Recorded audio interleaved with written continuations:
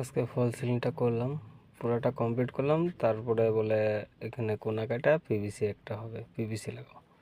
তারপর অনেকক্ষণ যাওয়ার পরে এটা কোনা কোনা করে কাটলাম।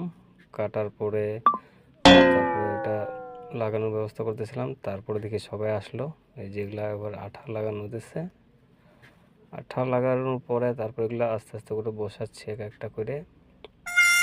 ডাক দিচ্ছি দেখে আবার হাসে।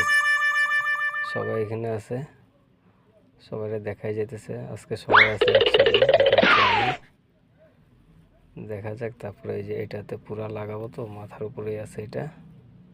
এগুলো আঠা লাগাতেছে, মোটামুটি আধা লাগাইলাম। লাগানোর পরে কিছুটা লাগে, অল্প অন্যরকম লাগতেছে, আঠাটা কম হয়ে গেছে। আঠা দিয়ে ভালো করে লাগাইতেছিলাম, তো দুই একটাতে মিস হয়ে গেছে, ভিতরে যায় না দেখে পরে বিজি দিয়ে তারপর নিতে লাগতেছে। দেওয়ার পরে মোটামুটি কমপ্লিট হয়েছেই।